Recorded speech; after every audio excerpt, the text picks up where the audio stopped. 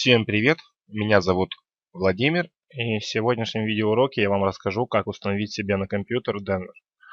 Что для этого нужно? Сначала нужно открыть браузер. К примеру, я буду пользоваться Mozilla. Вы можете себе использовать какой вам удобнее браузер. Открываем браузер. Так, браузер открылся. В строке поиска нужно написать Denver. Нет разницы, писать на латыни или на русском языке. Все, что нужно писать, это Denver. Google нам выдал вот самый первый сайт, как мы видим, называется denver.ru. Открываем его. Дальше, что нам нужно, вот эта большая кнопка «Скачать Denver 3». Нажали. Дальше выбираем последнюю версию PHP. Это 5.3. Нажимаем «Скачать». Дальше вот самое интересное, следующий шаг. Вот. Этот сайт просит заполнить такие поля, как имя, фамилия и ваш email. Имя и фамилию можете написать какую угодно, даже выдуманную. А вот ваш email должен быть реальным. Ну, к примеру, я пишу Василий Пупкин, а вот email пишу реальный, так как на него в дальнейшем придет ссылка для скачивания самого Denver.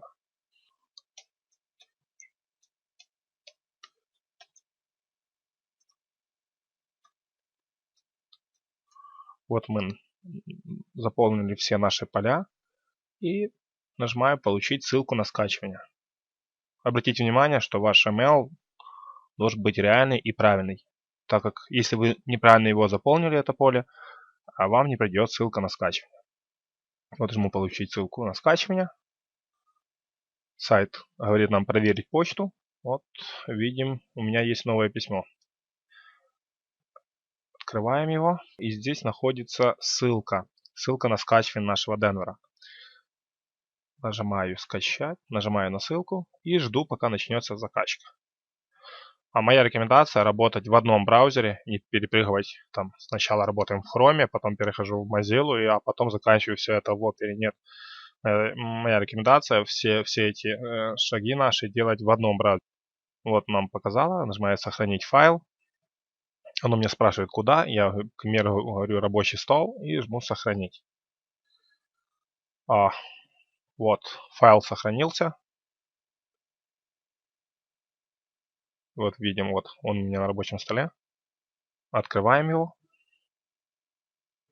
Нажимаем «Запустить». Нажимаем «Да». И ждем, пока Denver распакует файлы. Или программа, вернее, распакует файлы.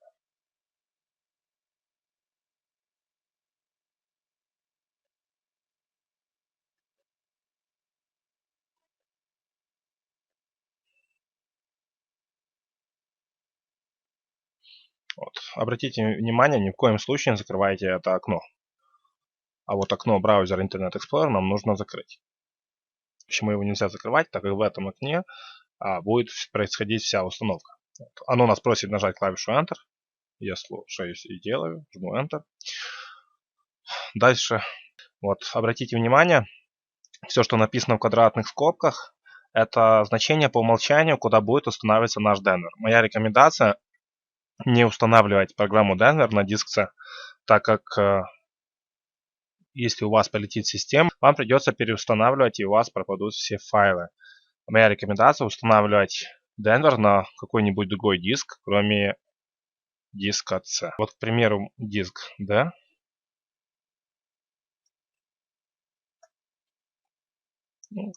И пускай будет та же самая папочка Web Servers. Web Servers. Вот нажимаем Enter. Она спрашивает, действительно я хочу установить в эту директорию. Нажимаю Y, то есть что означает Yes. Да.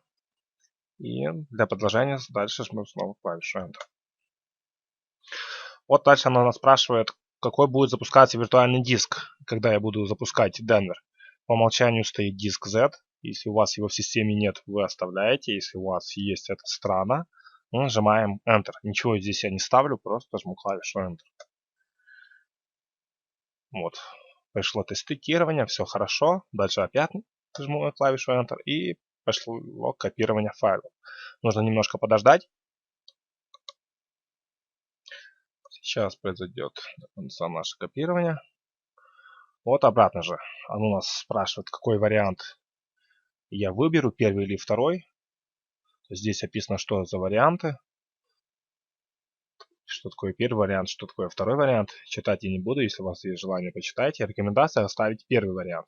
Ну и обратно же по умолчанию стоит первый вариант. То есть не нужно ничего нажимать, никакой цифрики, просто жму Enter. Это будет означать, что я выбрал первый вариант. Оно нас спрашивает, создать ли ярлыки на рабочем столе Денвера. Я говорю, да, их нужно создать. Нажимаю Y и жму Enter. Вот, впрочем, и все. Денвер у нас установился. Здесь вот, обратите внимание, у нас обратно показалось окно Internet Explorer, где идет вот красным шрифтом написано, нужно убедиться, чтобы наш Skype не занимал порты 80 и 443, так как эти порты нужны для работы Денвера. Вот если вы пройдете по всех этих шагах, которые описаны в этом окне, и убедитесь, что у вас не стоит галочка, где написано, что использовать порты 80 и 443, значит, у вас должен работать Денвер без проблем. К примеру, я сейчас не буду заходить, показывать вам это, там ничего сложного. Я думаю, сами разберетесь. Ну и я проверю, работает оно или у меня. Я не проверял, стоит у меня использовать или не стоит использовать порты в Skype. Закрываю я это окно. Вот мы видим, у нас на рабочем столе появилось 3 ярлыка. Обратите внимание, Start, Restart и Stop. Stop. Вот. Я их перенес немножко в другое место, чтобы было мне удобно. Думаю, ничего не нужно говорить о этих ярлыках. Понятно, Start это запустить Денвер, Restart это сделать ребут, перезагрузку Денвера, ну и Stop это отключить Денвер. Что мы делаем? Нажимаем Start Денвер. Вот, когда у нас пропадут все эти окна, это означает, что Денвер у нас запустился. Как проверить, работает ли у нас Денвер? Открываем браузер, какой вам удобнее. И дальше в строке адреса набираем localhost.